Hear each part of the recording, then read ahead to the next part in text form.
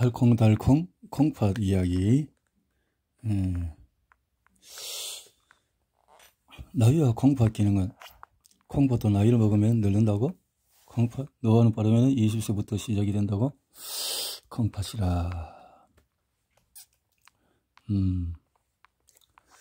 콩팥에 대해서 거꾸로 됐지. 자, 이렇게 해서 다시 봐야 되겠구나.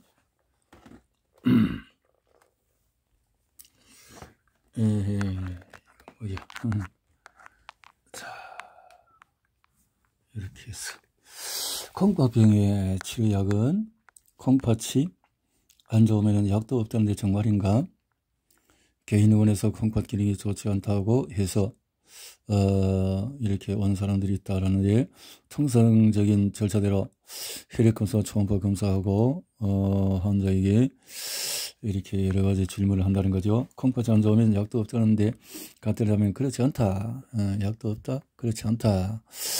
콩팥 기능에 대해서 더 이상 좋아지기 어렵다라고 이렇게 말을 하고 있는데, 그렇지 않다라는데 답을 주겠다라는 거죠. 특효약은 사실상 없는데, 자, 그러면은 콩팥이 수치가 올라가고 당뇨 진단 후에 혈청 크레아티닌을 1년에 한 번씩 검사를 해야 되는데, 이 수치가 올라가면 곤란한 경우가 생기죠. 콩팥에 당뇨병의 합병증이 발생한 경우에 대부분 당뇨병에 의한 망막 합병증도 동반이 된다.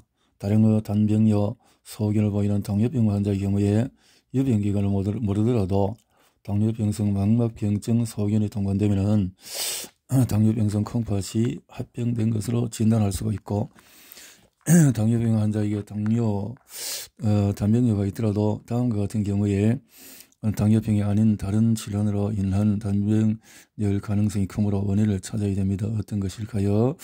당뇨병성 망막증이 없는 경우에 혈청 크레아티닌이 급격히 상승하는 경우, 크레아틴은 올라간다. 단병료 양이 빠르게 증가하거나 콩팥 증후군이 있는 경우, 조절되지 않는 고혈압이 있는 경우, 혈류가 지속되는 경우, 다른 자가 면역성 질환이 있는 경우에 해당하는 것이다. 여기서 우리가 꼭 알아야 할 포인트 중 하나는, 당뇨병성 콩팥병으로 미세 알부민여가 나오는 환자들이 전부 나중에 투석이나 이식을 받게 되는 것은 아니라는 점이다.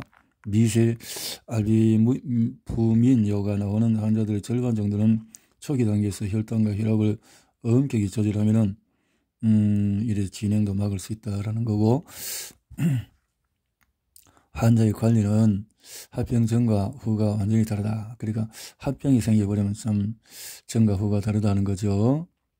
합병 후가 되면, 합병 전에는 이렇게 당뇨 환자의 홍합병이 합병되면은 합병 전과 비교해서 여러 가지가 달라진다. 첫 번째는 고혈당 양상부터 달라지고, 두 번째로 고혈압 양상도 달라지고, 세 번째로 당뇨병 환자의 만성 콩팥병 합병은 대부분 눈의 망막 합병증을 동반하는데, 이렇게 또 신경 합병증까지도 나타날 수 있기 때문에 합병증이 생기지 않도록 성군병합이 되면 곤란하다. 당뇨병 환자 3명 중 1명이 만성 콩팥병이 된다. 일반인보다도 3배 정도 콩팥병이 잘 생긴다고 볼 수 있다. 콩팥병이 합병되면 가장 초기에는 미세 알부민요가 나타나고, 알부민요, 냄새가 많이 나죠. 20에서 30년에 걸쳐서 소변의 알부민이 서서히 증가해서 혈압이 올라가면서 점점 콩팥 기능이 감소하여 최종적으로 말기 심부전까지 진행된다. 투석 환자 중에서 절반가량이 당뇨병성 콩팥병 환자이다. 당뇨병 환자에게 콩팥병이 합병되면 합병 전과 비교해서 여러 가지 달라진다. 첫 번째로 고혈당 양성부터 달라진다. 주사로 맞는 인슐린 요구량이 변화한다. 콩팥을 통한 인슐린 배출이 감소하여 인슐린 필요량이 감소하는 한편, 인슐린 작용의 저항성 증가로 인슐린 요구량이 증가하기도 한다. 이런 변화에 적절히 대응하는 인슐린 투여량 변화가 필요하다. 경구로 복용하는 당뇨 약의 부작용도 증가한다. 당뇨약으로 인한 저혈당 위험성이 증가하고 기존에 복용하던 메트포르민 같은 약제는 젖산증의 위험이 있어서 금기된다. 혈당 조절 목표치도 조금 완화된다. 혈당 조절을 엄격히 하다 보면은 저혈당이 발생할 위험성이 더 증가할 수 있기 때문이다. 당화 혈색소는 7.0, 정상치는 5.6 이하를 목표로 해야 한다. 당화 혈색소는 두 번째로 콩고병의 합병 후에는 고혈압 양상도 달라진다. 심혈관계 질환이라고 하면은 관성동맥질환, 뇌혈관 질환, 말초혈관, 우절성 심부전, 또 자심실 비대를 총괄하여 지칭하는 것인데 당뇨병성 콩고병 환자의 가장 중대한 사망 원인으로 작용한다. 세 번째로 당뇨병 환자의 만성 콩고병 합병은 대부분 눈의 망막 합병증을 동반한다. 당뇨병성 망막병증의 초기 변화는 망막의 미세 동맥력이다. 당뇨병성 망막병증은 망막출혈, 삼철물 같은 비정식성 망막병증과 비정상적인 혈관과 섬유조직이 자라나는 정식성 망막병증으로 구분이 된다. 망막병증이 발생하면 시력이 저하될 뿐만 아니라 심한 경우에 시력 상실까지도 초래할 수 있다. 당뇨병성 망막병증은 가장 흔한 실명의 원인이다. 정기적인 안과 검진과 치료가 필요하다. 마지막으로 다양한 신경합병증이 나타날 수 있다. 당뇨병성 만성 콩고병 환자의 신경이 침범되면 뇌병증, 감각, 운동 말초 신경병증, 자율신경장애 등 다양한 스펙트럼의 합병증을 보인다. 임상 증상, 신경학적인 신체 검사, 신경학적인 검사를 통해서 적절히 관리해야 할 것이다. 그래서 당뇨병과 콩고병에서 미세 알부민요, 당뇨병의 콩고병 합병을 알리는 신호가 되어진다. 콩팥에 문제가 생기기 시작하는 당뇨병성 콩고병의 초기에는 소변에서 아주 소량의 알부민이 검출된다. 이를 미세 알부민요라고 한다. 미세 알부민요를 조기에 발견하는 당뇨병성 콩팥 병이 발생을 조기에 진단할 수가 있는 것이다. 국내뿐만 아니라 전 세계적으로 당뇨병 환자가 급증하고 있으며 당뇨병으로 인한 콩고합병증의 비율이 점점 늘어나면서 만성 콩고합병 발생 원인의 첫 번째가 당뇨병이다. 실제로 1992년 국내에서 투석이나 콩고의 희생을 받은 환자의 19.5%만이 당뇨병성 콩고합병이 원인이었지만 2018년에 48.8%로 증가했다. 단 당뇨병이 있는 모든 환자에게 당뇨병성 콩고병이 생기는 것은 아니고 전체 당뇨병 환자의 약 30%에서 당뇨병성 콩고병이 생긴다고 알려져 있다. 당뇨병 환자에게 콩고병성 콩고병이 당뇨병성 콩고병이 잘 발생하는 위험 인자로는 잘 조절되지 않는 당뇨병과 고혈압, 남성 비만, 당뇨병성 콩고병의 가족력 흡연 등이 있다. 당뇨병의 합병적으로 당뇨병성 콩고병이 발생했는지는 소변 내의 알부민 배설량과 콩팥 기능, 크레아티닌 혈액 검사를 통해서 알 수가 있다. 콩팥에 문제가 생기기 시작하는 당뇨병성 콩고병의 초기에는 소변에서 아주 소량의 알부민이 검출되고 이를 미세 알부민요라고 한다. 미세 알부민요를 조기에 발견하면 당뇨병성 콩고병의 발생을 조기에 진단할 수 있다. 뇨는 초기 당뇨병성 콩고병의 진단적 증거일 뿐만 아니라 혈관 손상의 지표이다. 미세 알부민요가 배설되는 시점부터 당뇨병 환자의 심혈관계 질환 발생과 사망률이 크게 증가한다.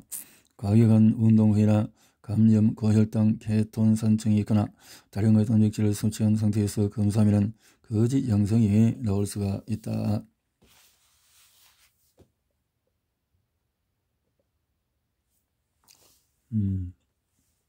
잘못 판단할 수 있다는 거죠.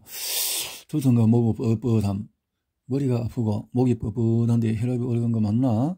두통으로 외래 진료를 받으러 오신 연세지긋한 환자 한 분이 최근 머리가 아픈 걸 보니 혈압이 올라갔나? 혈압을 재달라고 한다. 이는 진료실에서 종종 볼 수 있는 광경이다. 혈압을 봐서 두통이 왔다고 생각하는 것이다. 이럴 때 실제로 혈압을 재보면은 혈압이 높은 분도 있고 정상인 분도 있다. 이런 경우 고혈압이 두통의 원인이라고 확신하는 사람은 이렇게 해석할 것이다. 고혈압이 있다면 혈압이 두통의 원인이고 혈압이 정상이라면 혈압 외에 다른 원인이 두통을 일으키는 것이라고 그 옳은 해석일까? 많은 사람이 혈압이 올라가면 두통이 온다고 알고 있다. 그러나 이는 잘못된 상식이다. 일반적으로 혈압이 올라간다고 해서 두통이 오지는 않는다. 고혈압과 두통 사이에 직접적인 인과관계가 없는데도 사람들이 관련이 있다고 생각하게 된 이유는 고혈압 환자에게 많이 발생하는 뇌출혈 때문이 아닐까 생각한다. 일반인의 뇌리의 고혈압, 뇌출혈, 두통의 연결고리가 자연스럽게 자리 잡은 것이 아닐까 짐작해 본다. 두통의 2차성의 원인으로 알려진 뇌출혈, 수막염, 뇌종양, 축두동맥염, 두부 손상 중에서 고혈압과 연결되는 두통 원인은 뇌출혈뿐이다. 뇌출혈. 고혈압 환자에게 고혈압 자체로 인해서 나타나는 증상은 없다. 고혈압을 머리가 무겁다고 해서 고혈압 때문에 그런 것이라고 볼 수 없다는 얘기다. 고혈압 환자에게 두통이 있다면 그 원인은 고혈압 자체보다는 불안감 등으로 인한 가능성이 있다. 뚜렷한 것이 두통 외에 흔히 혈압과 연결되는 증상은 목 뒤 통증이다. 대개 목 뒤가 뻣뻣하며 혈압이 올라가는 것 같은 병증을 그러나 실제로 혈압을 재보면 두통 환자와 마찬가지로 혈압이 정상인 사람이 많다. 이는 설령 목 뒤가 뻣뻣한 환자의 혈압이 높다고 하더라도 고혈압이 그 원인이 아닐 것이라는 의미다. 예를 들어 경처질환이나 부재혈증 다양한 다른 가능성이 있다는 거죠. 악성 고혈압 환자에게 고혈압 뇌증이 발생하면 심한 두통과 함께 구토 및 의식의 변화가 발생할 수 있다. 악성 고혈압은 고혈압 응급증이라고도 하며 심한 혈압 상승으로 망막, 콩팥 또는 뇌 등이 직접적인 손상을 입는 경우를 말한다. 그죠? 심하면은 잘못될 수 있기 때문에 혈액 검사에서 헤모글로빈 혈색소 수치가 성인 남성의 13, 12 낮으면 빈혈로 진단하는데 헤모글로빈은 우리 몸 구석구석에 산소를 의무하는 산소 전달체 역할을 하고 산소 전달은 헤모글로빈에 함유된 철분이 담당한다. 피가 붉게 보이는 이유는 햄에 함유된 것 때문에 철분이 산소와 결합하면 선홍색으로 보인다. 이러한 이유로 빈혈이 있으면 창백하게 보이는 것이다. 또한 빈혈이 있으면 조직에 산소 공급이 되지 않으므로 조금만 운동해도 숨이 찰 수가 있다. 이 외에도 전신 쇠약감이 또 피로가 또 운동력 인식도 떨어질 수 있고 불면증이나 우울증을 동반하기도 한다.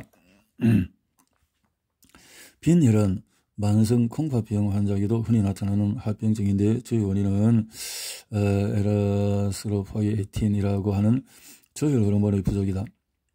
조혈 세포의 증식과 적혈구로의 분화에 관여하는 호르몬으로 코스의 적혈구를 잘 생산할 수 있도록 도와주도록 역할을 한다. 주로 콩코스 세관 주변에 간질이 있는 섬유화 세포에서 생산된다.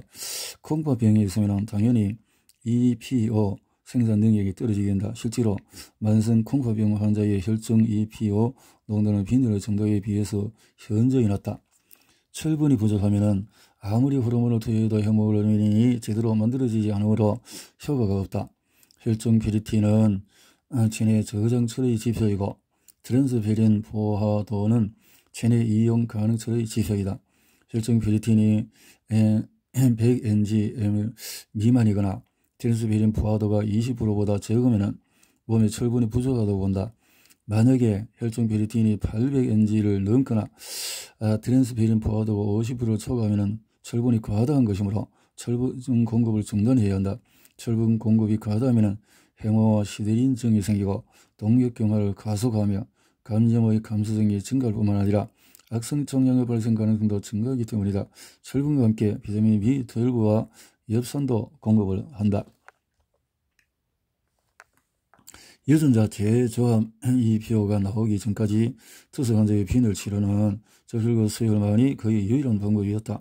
필터가 전공이었을 시점을 해도 혈액 투석 환자의 헤마토크리트가 20% 미만으로 떨어지면 수혈을 하곤 했다.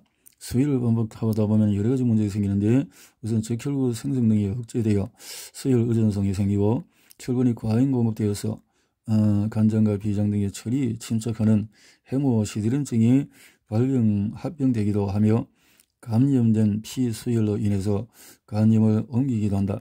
또한 이식이 필요한 환자에게는 원치 않는 이식 전 감적을 시키기도 한다. 이런 문제들 때문에 지금 빈혈 치료를 목적으로 하는 수혈은 거의 하지 않는다. 다만 위력의 적혈구 대충으로서 인공산소 운반체 또는 산소치료제 성격의 인공 혈액 개발이 시도되고 있는데 성공 여부는 지켜봐야 할 것이다. 그렇게 했네요. 성공 여부를 지켜보자. 자, 만성 콩밥병 환자 중에서 많은 사람이 아직 초기 단계의 만성 콩밥병인데도 아우로 투석해야 하는 것을 걱정한다. 이럴 때는 피혈자는 이렇게 말한다. 지금 당시에는 투석 걱정할 필요가 없습니다. 앞으로 투석을 하지 않도록 관리하는 게 중요합니다. 나이 들어서 서서히 감소하는 것은 어쩔 수 없지만은 나빠지지 않도록 애지중지 잘 하면 도움을 될 수 있고 진행 속도를 늦추고 평생 투석하지 않고 지낼 수도 있습니다. 첫째, 콩밥 기능을 급속히 악화하는 요인은 최대한 피해야 되는데 가장 흔한 악화 요인은 탈수이다. 한국 노인은 절반 넘게 탈수 상태를 할 만큼 탈수는 빈번히 발생한다. 만성 콩밥병 환자는 탈수가 진행되면 콩밥 기능이 금세 저하기 때문에 탈수되지 않도록 주의해야 합니다. 경한 탈수로 인한 콩밥 기능 악화는 다행히 잘 회복되지만 심하거나 만성적이고 반복적인 탈수는 콩밥 기능에 나쁜 영향을 미치고 잘 회복되지도 않습니다. 탈수 외에 피해야 할 것은 다음과 같습니다. 수분 섭취 면에서 커피는 이뇨작용이 있어서 권하지 않으며 국물은 소금이 있어서 피해야 합니다. 다음으로 한약은 종류가 다양하지만 그중에 콩팥 독성이 있는 한약도 있기 때문에 되도록 피하는 것이 좋으며 시중에 나와 있는 액기스와 즙에는 한약이 포함된 것이 많으므로 역시 조심해야 합니다. 그리고 감기약 진통제 중에는 콩팥 독성이 있는 것도 많으므로 상기약을 처방받을 때는 만성 콩팥병 환자임을 밝히고 처방받는 것이 안전합니다. 만성 콩팥병 진행 억제를 위해서는 저염 시기를 하는 것이 좋다. 나이가 들수록 미각세포가 노화돼서 짜게 먹어야 간이 괜찮게 느끼게 되는데 그러므로 스스로 짜게 먹을 가능성이 큰 만큼 조금씩 싱겁게 먹고 짠 음식의 대명사인 국수, 국물, 김치를 피하고 국수는 면발에 소금이 많아서 되도록 피하는 것이 좋고 찌개, 국, 탕 등 국물이 많이 든 음식은 국물을 빼고 건더기 먹는 것이 효과적이다. 가장 짜면서도 많이 먹는 반찬인 김치도 줄여나갈 것을 권합니다. 그리고 당뇨나 고혈압 같은 만성 콩팥병의 원인 질환을 적극적으로 관리해야 됩니다. 당뇨병은 만성 콩팥병의 가장 흔한 원인 질환으로 만성 콩팥병은 단병료가 흔하며 진행 속도도 다른 원인으로 인한 만성 콩팥병과 비교할 때 가장 빠르다. 진행을 억제하려면 적절한 혈당 조절이 필수인데 당화 혈색소가 7.0 이하로 유지를 해야 된다. 최근에 새롭게 출시된 당뇨 약들은 만성 콩팥병 진행 억제에 효과적인 것으로 보고되고 있는데 과도한 포장을 소변으로 배설시키는 경구 제제인 이런 것들이 대부적이다. 고혈압은 만성 콩팥병의 원인 질환이자 또 만성 콩팥병 때문에 고혈압이 발생할 수도 있는 것이다. 혈압이 높을수록 만성 콩팥병 진행 속도가 빠르기 때문에 목표 혈압까지 혈압을 낮추는 것이 매우 중요할 것이다 라는 거죠. 그래서 130에서 80 이 정도로 목표가 125, 75까지 되면 더 좋겠다라는 거죠. 이제 콩팥병의 위험성 때문에 이제 이런 경우가 생길 수 있겠네요. 만성 콩팥병이 심하면 입냄새가 심해질 수 있다. 이는 혈중 요소 축적과 연관된 증상이다. 요소 분해 효소에서 분해되면은 암모니아가 생성되기 때문이다. 그러므로 만성 콩팥병 환자의 입냄새가 심할 때 특별한 구강 질환이 없고 또 구취를 일으키는 다른 원인 질환이 없다면은 콩팥병으로 인한 입냄새로도 볼 수 있다. 여러 감염증이 걸렸을 때 소변에서 생선이 썩은 듯한 역한 냄새가 나는 이유도 암모니아 때문이다. 정상적인 소변 냄새가 약간 지린내 정도라고 한다면 여러 감염증이 있을 때 나는 냄새는 청소가 잘 안 된 지저분한 화장실 냄새라고 할 만하다. 요소 분해능을 가진 세균에 감염된 경우에 소변에 함유된 요소가 분해되어서 암모니아가 생성되기 때문에 냄새가 나는 것이다. 물론 이때는 악취뿐만 아니라 방광염 증상을 동반하는 경우가 많다. 소변이 자주 마렵다거나 소변을 봐도 본 것 같지 않고 잔여감을 느낀다거나 소변을 볼 때 아프다거나 하는 증상이다. 소변 검사와 함께 균 배양 검사를 하고 결과에 따라서 적절한 항생제를 복용해야 한다. 많은 콩팥병과 빈혈은 수혈과 조혈 호르몬, 헤모글로빈, 그래 헤모글로빈은 우리 몸 구석구석까지 산소를 운반하는 산소 전달체 역할을 하는데 산소 전달한 헤모글로빈, 햄에 함유된 철분이 담당한다. 빈혈은 만성 콩팥병 환자에게 흔히 나타나는 합병증이다. 만성 콩팥병 환자의 빈혈 치료는 유전자 제조합 EPO가 개발됨에 따라서 전기를 맞이했다. 부족한 EPO를 공급하면 빈혈이 대부분 개선된다. 이때 EPO와 함께 햄의 구성성분인 철분이 만성 콩팥병과 구취, 콩팥병의 입냄새가 날 수 있다고? 입냄새? 콩팥을 통해서 소변을 배출해야 할 노폐물이 배설되지 못하고 체내에 축적되어서 나타나는 다양한 증상을 요독증이라고 한다. 소변요 독, 그래서 요독, 오줌독이라고 하는데 요독증은 콩팥 기능이 떨어져서 요소가 소변으로 잘 배설되지 않고 그 결과 요소가 몸 안에 쌓여서 나타나는 오줌독 증상이다. 요소는 몸 안에서 단백질을 분해할 때 생성되는 오줌으로 배설되는 질소 화합물이다. 요소를 한대로 요소라고 쓰는 이유도 소변의 성분이라는 얘기다. 요소는 콩팥 기능이 떨어지면 몸 안에 쌓이는 대표적인 노폐물로서 혈중 요소는 버는 크레아틴인과 함께 콩팥 기능의 지표로 흔히 이용된다. 둘 중에 크레아틴인 콩팥 기능의 척도로 더 많이 이용이 된다. 크레아틴이 번보다 다른 인자들의 영향을 적게 받으므로 더 믿을 만하기 때문이다. 버는 농도는 일반적으로 크레아틴인보다도 10배 정도 높다. 정상 혈중 크레아틴인 농도가 1mg 데시리터라면 버의 정상 농도는 10으로 보면 된다. 그런데 버는 탈수가 와서 콩팥 기능이 약해지면 현저히 증가하는 특성이 있다. 그 결과 변 수치를 혈중 크레아틴인 수치로 나누어 보면 20 이상의 수치가 나온다. 이러한 이유로 번 혈중 크레아틴인의 값이 20을 넘으면 콩팥 기능 악화가 탈수에 의한 것이라고 의심하는 것이다. 이뇨제는 말 그대로 소변이 잘 나오게 하는 약이다.